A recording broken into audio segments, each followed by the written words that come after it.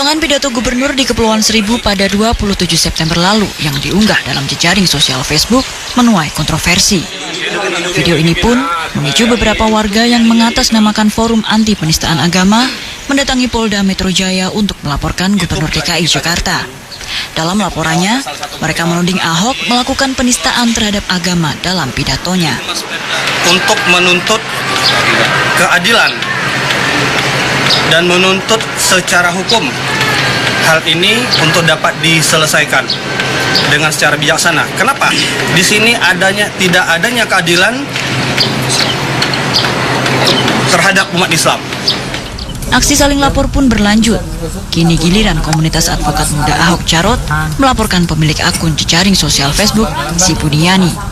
Si Buniani diduga sengaja membubuhkan kalimat provokatif pada video pidato Ahok yang diunggahnya. Kita sudah siapkan bukti asli, begitu juga sudah siapkan bukti yang durasi 31 detik. Kemudian itu dipotong, dikasih kata-kata yang provokatif. Ditulis. Momentum pilkada seringkali dimanfaatkan beberapa pihak untuk memprovokasi. Mewaspadai perpecahan masyarakat, Minggu pagi sejumlah mahasiswa dari Lintas Pemuda Etnis Nusantara melakukan kampanye dengan tema menjaga kebinekaan tanpa sara. Pilkada adalah momentum pemersatu, bukan malah menjadi ajang untuk memecah belah bangsa. Tim Liputan, Kompas TV. Untuk membahas polemik dalam video pidato Gubernur DKI Jakarta Ahok telah hadir di studio pengunggah video cuplikan pidato Ahok di jejaring sosial Facebook Buniani, sekaligus dosen dari London School of Public Relations. Juga hadir Ketua Advokat Muda Ahok Jarot, Kotak Aja, Mu'anas Alaidit. Selamat petang, Bung Buni dan Bung Anas ya. Yeah. Saya tanya ke Bung Anas dulu, apa yang sesungguhnya Anda laporkan terkait dengan postingan dari Bung Buni?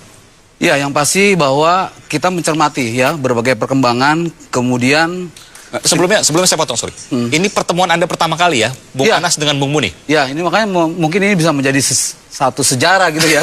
Karena kita baru pertama kali gitu ya bertemu langsung dengan Bung Buni di satu acara talk show di media. Nah, saya ingin menyampaikan pertama begini, bahwa awalnya kita mencermati ya berbagai perkembangan karena kita juga merasa sebagai pemantau ya, satu pemantau pilkada supaya ini bisa berjalan lebih bermartabat dan beradab, berjalan dengan aman. Nah, kita mengkhawatirkan ada keresahan. Terakhir ternyata lebih bermain pada konteks sara. Itu yang kita khawatirkan. Gitu loh. Nah, ini sebetulnya bermula dari mana?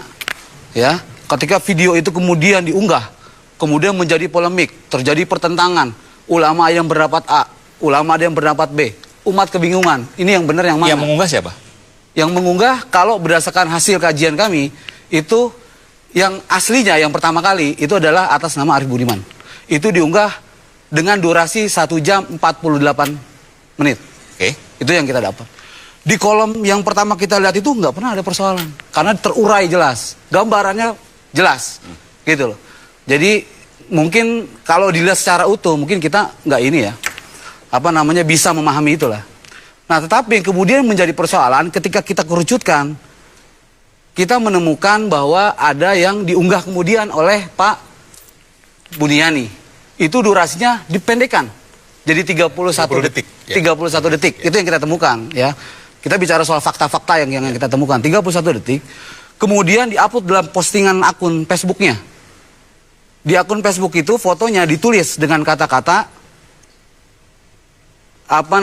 disebut di situ dibohongi pakai Al-Maidah, dibohongi oleh Al-Maidah. Gitu loh. Sementara di dalam video itu dibohongi pakai. Nah, kita nggak mau menjelaskan mana yang di dalam video itu ada konteks yang berbeda. Mungkin Pak Buni itu menyebut oleh. Nah, sementara dalam video itu menyebut kata pakai. Oh, jadi perbedaan karena oleh ini ada dua objek yang berbeda. Nanti sebetulnya ini yang bisa menjelaskan adalah ahli bahasa. Tapi kalau menurut hemat kami, ini pemelintiran. Nah, sehingga kalau kemudian orang baca, nah apalagi dibumbui kata-kata terakhirnya di sana disebutkan bahwa akan ada masalah, akan ada masalah atau di konteks bawahnya itulah. Dari video itu. Iya. Nah, itu kan yang menurut hemat kami menjadi, wah ini kemudian menjadi persoalan. Saya tanya ternyata Saya tanya ke Bung Buni, Anda memelintir apa yang menjadi tampilan di video itu? Enggak sama sekali. Enggak sama sekali. Saya sudah dapat 30 detik dari sebuah dari sebuah lini masa saya yang ada di Facebook. Lalu saya dengar gitu ya. Lalu kemudian ini kok menarik, ini ada sebagai mantan wartawan saya merasa nilai newsnya itu tinggi sekali gitu loh. Bahwa yang 30 detik itu mengandung ya muatan yang kurang inilah ya. Sebelumnya sudah dibahas di lini masa Twitter? Enggak di Facebook sebetulnya. Okay. Sudah dibahas sebelumnya? Iya, sudah banyak itu, sudah banyak. Sudah banyak, 30 detik juga? 30 detik juga. Oke, dan dengan bahasa-bahasa yang lain? Dengan bahasa-bahasa yang lain. Lalu kemudian Anda menambahkan bahasa Anda sendiri? Nah, kemudian saya dengarkan, lalu saya transkrip itunya. Nah, saya mau komentari Mas. Jadi dengan perbedaan tadi, Mas, oleh dan pakai. Sebetulnya kalau yang diskusi saya sama Mas Guntur malam-malam, justru saya yang kurang kata pakai. Itu Mas. Kurang pakai. Makanya saya dibully kan. Coba tuh kupingnya itu di kasih kulit kuping gitu lah. Pokoknya gitu ya. Pokoknya gini. Karena nggak ada kata pakai Mas. Nggak ada kata pakai di dalam transkrip saya. Gitu. Nah, jadi apa yang Anda dengar, apa yang Anda tulis, adakah perbedaan di situ? Pertanyaan saya itu. Itu makanya lalu saya berdebat sebagai seorang yang belajar tentang jurnalisme, linguistik segala macam. Lalu saya bilang, bertanya ulang ke Mas Guntur Romli nih ya. Guntur Romli. Guntur Romli termasuk dari pendukung dari Ahok Jarot. Ya, oke. Nah, saya bilang, Mas Guntur, oke, ini secara semantik ini apa perbedaannya kalau kata pakai dan tidak? Dibohongi pakai surat Al-Maidah dengan dibohongi surat Al-Maidah, apa bedanya? Yang Anda tulis adalah? Itu. Yang tidak ada kata pakainya. Yang Anda tulis adalah? Ada kok, saya lupa dibohongi? Ya. Dibohongi surat Al-Maidah. Harusnya pakai surat. Itu ada kata pakainya. Menurut hanya karena satu itu kemudian Anda dianggap memelintir. Nah, iya. Karena itu. Padahal kalau secara semantik itu sebetulnya tidak mempunyai perbedaan makna. Oke, Bung Anas? Ya, makanya itu kita selesaikan ke proses hukum. Oke. Iya. Melalui ITE. Karena dari situlah nanti kita akan bisa diproses apakah ada bisa dihadirkan ahli bahasa dan ahli ITE, ahli sosio. Tapi dugaan awalnya begini. Soal frase. Dugaan awalnya adalah Bung Buni tidak menggunakan kata pakai, tapi menggunakan tidak menggunakan kata pakai. Tapi kemudian yang aslinya menggunakan kata pakai. Dan itu juga masih bisa diperdebatkan karena tidak ada penambahan lain? Sama sekali tidak ada. Karena saya tidak mengerti teknologinya kan, Mas Aiman. Jadi apa yang dilaporkan? Apa yang janggal, apa yang dilanggar dari sini? Iya, jadi selain frase itu ya, ini persoalannya bukan sekedar frase, karena konteksnya itu adalah yang bisa menjelaskan adalah ahli bahasa. Makanya kita laporkan supaya ini tidak menjadi bola liar. Pertama kali kan ada kecurigaan. Iya, ada menjadi bola liar. Apa kecurigaan itu? Nah, yang kemudian setelah kita ini kenapa kita lebih melaporkan? Karena kami menduga apa yang dilakukan oleh Mas Bunian ini ada mens rea. Ada kejahatan? Iya, ada niat jahat. Niat jahat itulah yang ingin. Karena pada saat itu selesai diposting dan menimbulkan polemik, itu dihapus. Oh, video tadi dan tulisannya, postingan captionnya. itu dihapus dan sampai sekarang setahu saya ya, itu sudah tidak ada lagi.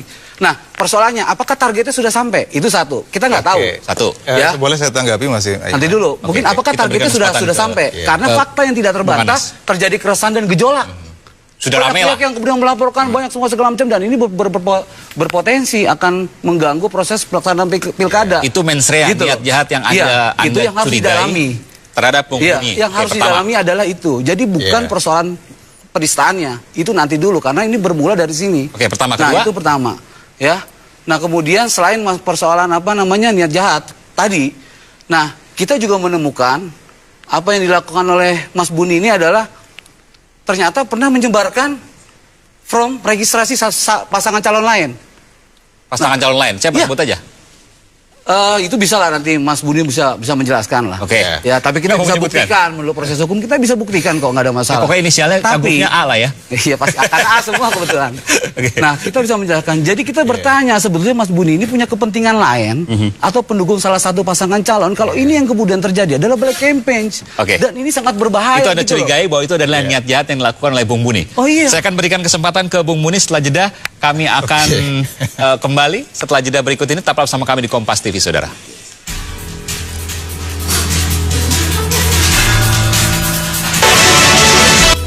Masih di pembahasan Kompas Petang, saya langsung ke Bung Buniani. Apa yang dicurigai sebagai niat jahat dari Bung Anas terhadap Bung Buni adalah yang pertama, saya ulangi lagi, setelah diposting videonya dihapus oleh Bung Buni. Kemudian yang kedua, soal penyebaran itu ya. Ada form registrasi pasangan calon lain yang ikut disebarkan oleh Bung Buni. Saya tanya dulu yang kedua nih. Pasangan siapa yang Anda sebarkan? Saya lupa ingat karena banyak ya. Tetapi saya Banyak maksudnya? Tidak hanya satu calon? Enggak satu calon ya. Lalu dalam kaitan apa Anda? Enggak, maksudnya kan banyak posting gitu Mas Aiman. Banyak posting kan sebetulnya yang saya sebarkan. Makanya kalau ini postingnya di Facebook, di media sosial. Bukan hard copy. Bukan. Iya, dia mengajak. Mengajak semua. Ya, pokoknya yang saya anggap misalnya sesuai dengan pengetahuan saya. Lebih dari satu calon? Yang pasti bukan Ahok. Yang pasti bukan Ahok. Yang jelas bukan Ahok kali ya. Karena saya sudah mulai kritis. Berarti ya Mas Agus atau Mas Anies dua-duanya itu ya? Kira-kira gitu. Nah, jadi saya jawab dulu deh yang pertama tadi ya. Soal bahwa saya menghapus itu nggak benar itu Mas. Itu nggak benar. Sekarang kalau Mas ini lihat itu bisa dilihat nanti dibuktikan. Setelah ini saya akan tunjukkan. Saya lock itu karena banyak itu teman-temannya Mas Guntur malam itu minta saya, Mas di-lock aja deh biar nggak ini gitu ya. Nah saya akan menghormati. Sebagai orang yang ada orang yang keberatan, lalu saya lock dulu Mas. Yang tadinya kan untuk publik, lalu saya untuk saya aja. Private. Jadi orang private. Jadi orang itu nggak bisa lihat itu Mas gimana. Nah, itu yang pertama. Jadi nggak betul. Ya, sekarang bisa dilihat. Nah sekarang saya buka lagi sekarang setelah ramai. Jadi untuk menjadi bukti jadi biar semua orang. Jadi bukan dihapus, hanya di switch ke private. Ke private. Atas saran dari teman-temannya Mas Guntur. Romli. Betul. Itu yang terjadi pada pagi. Berapa lama itu? Hari Jumat. Di private. Itu dari pagi Jumat itu kemudian setelah saya dilaporkan saya dilaporkan Jumat sore itu ya saya buka lagi kan nggak ada bedanya kan apakah saya mau dituntut saya lock atau dibuka kan nggak ada perbedaannya yang penting kan saya buka aja sekalian itu kan karena kan saya sudah memenuhi permintaan kawan-kawan itu kan untuk tidak tersebar. Ya udah ikuti itu Mas. Itu yang pertama. Itu yang pertama. Yang kedua soal penyebaran itu bahwa saya dianggap sebagai misalnya bagian dari salah satu kampanye salah satu calon. Salah dua calon tadi. Iya, salah dua calon. Itu nggak benar itu Mas, nggak benar juga. Saya memang mempunyai kecenderungan ke salah satu itu, tetapi itu tidak berpengaruh terhadap pendirian-pendirian akademik saya. Nah, sebagai seorang peneliti media yang menjadi dosen gitu ya di sekolah komunikasi, saya sebetulnya ingin menunjukkan kepada masyarakat ini loh videonya. Ada sesuatu yang sangat substansial di dalam video tersebut yang mesti ditunjukkan kepada masyarakat dan itu sangat sensitif dan mestinya tidak boleh ada. Itu loh. Jadi kalau dibilang saya itu mempunyai mensreya yang suruh ngedit itu nggak betul. Saya bisa buktikan Mas itu. Jadi sama sekali nggak betul. Jadi yang pertama Anda sampaikan tadi bahwa tidak dihapus hanya di private sementara atas saran dari Guntur Romli. Atas saran bukan dari kawan-kawannya Mas Guntur Romli yang merupakan pendukung Ahok Jarot. Betul. Kemudian yang kedua tidak betul bahwa Anda menjadi pendukung salah satu calon yang benar adalah memang pernah menyebarkan salah dua calon tadi Mas bersimpati iya ke salah satu gitu ya tetapi iya kan karena kan kalau saya berteman misalnya sama Mas Anies itu nggak soal penyebaran form registrasi itu dua calon Mas Anies dan Mas Agus. Saya lupa ingat yang mana yang pernah saya sebarkan Mas Aiman itu ya penyebarannya dan itu saya kira juga saya nggak terlalu yakin nyebar banyak. Enggak mas karena kan banyak itu nanti biar publik yang menilai nanti kita lihat aja itunya dan saya nggak tahu mungkin yang nggak salah yang sama Mas Guntur itu nggak salah yang kalau yang itu saya nggak buka sesungguhnya karena saya lihat apa gitu langsung saya forward aja itu kan ada yang di forward aja nggak saya buka. Tapi apa yang disampaikan gitu. sudah jelas apakah itu termasuk mensreya juga? Iya, yang pasti saya cuma bicara soal fakta karena sudah diakui juga. Yang pasti pernah menyebarkan satu form registrasi atas pasangan calon lain. Nah, nggak mesti satu calon. Nah, kalau kemudian ini disampaikan oleh independen nggak ada masalah. Tapi ketika terlibat dalam mendukung pasangan calon, nah itu yang kemudian menjadi masalah karena itu bisa dianggap black campaign. Iya. Ada kecurigaan. Iya. Dan itu kan tadi sudah tidak terbantah. Nah, nanti makanya biar polisi yang akan membuktikan apakah ada mensreya. Karena pada saat itu postingan sudah rame, ada gejolak keresahan, itu kemudian di-lock. Lock atau dihapus, yang pasti itu kemudian disembunyikan. Apakah karena targetnya sudah tercapai? seperti itu, nanti kan kita Ya, nggak mau menyimpulkan. ini Nanti biar kan- polisi yang akan membuktikan apakah ada pidananya atau tidak. Kira-kira seperti itu. Kalau berpikirnya kayak begitu secara hukum, memang selalu kayak begitu. Kan saya sudah menjelaskan dari tadi itu, Mas. Jadi saya ini sebenarnya dosen, gitu loh. Saya ini peneliti media. Sebetulnya kepentingannya adalah saya ingin mendidik masyarakat bahwa ada konten yang kelihatan sangat substansial, sensitif. Kemudian itu mestinya tidak boleh menyebar di publik. Mestinya kan itu nggak usah dong dikatakan oleh seorang pejabat publik. Ya, video itu yang 30 harusnya tidak detik. dikatakan oleh Ahok. Tidak boleh dikatakan oleh seorang pejabat publik. Iya. Begitu loh. Ada unsur di sana di dalamnya bahwa dia itu pesan Anda. Itu pesan saya ingin saya sampaikan kepada masyarakat. Nah, sekarang kalau niat saya sebagai dosen, sebagai akademisi lalu kemudian ditafsirkan macam-macam oleh orang, itu menurut saya terlalu jauh konteksnya, lalu dibawa ke sana kemari. Itu kan juga menurut saya out of the context, sama sekali menurut saya nggak fair gitu loh. Nah, makanya saya bilang ini sekarang kelihatannya ini kan salah komunikasi, bahwa saya berbuat begini lalu karena tahun politik lalu ditanggapi macam-macam oleh berbagai macam orang. Nah, kenapa coba tanya saya langsung gitu loh. Ya. Lah ini penjelasan saya kayak begini. Nah, sekarang udah ketemu. Begitu kan? Akan tetap dilanjutkan di proses hukum atau akan dilakukan mediasi? Sebentar, Ini saya udah mau ketemu tanggapin nih, dulu. pertama kali Sebentar, ketemu. Ya. mau nanggapin Pak Buni dulu. Justru itu, karena justru berpendidikan sebagai seorang dosen, sebagai seorang peneliti, ya, kita sudah tahu mendengar bahwa pernah terjadi kerusuhan peristiwa pilkada di Tanjung Balai karena persoalan SARA. Nah, kemudian dikurang-kurangin dari video 1 menit 40 detik menjadi 31 detik. Dan ini kalau dikurangi. kemudian Sebentar, jangan dipelintir. Saya tidak mengurangi, Mas. Itu sudah begitu. ya nggak apa-apa. Kondisinya. Nggak apa-apa. Tapi Itu kita udah punya temuan kondisinya. itu. Kita punya fakta itu dan kita bisa Tapi buktikan. Mas Makanya itu kita dorong juga ke proses hukum. nggak bisa dibegitukan. Artinya Mas itu sudah mengatakan sesuatu yang tidak benar, kemudian Anda menafsirkan sendiri. Nah, ini kan udah 30 detik yang saya temukan. Nah, itu maksud saya pokoknya yang pasti. Jadi bukan saya yang memotong gitu Kita loh, punya Mas. bukti, nggak apa-apa. Makanya kita proses hukum. Yang pasti bahwa isu SARA ini harus diselamatkan. Kita tidak mau terjadi kualitas pilkada DKI ini menjadi tidak bermartabat, jadi bergeser. Jadi persoalan harusnya kita bisa soal program kerja, soal masalah tentang rencana kerja. Jadi persoalan yang kemudian akan mengalami proses kemunduran. Sekarang kan Nanti dulu Pak. kelihatannya- Karena apa? Karena ini kan kompetisi selama 5 tahunan dan ini akan terus terjadi gitu loh.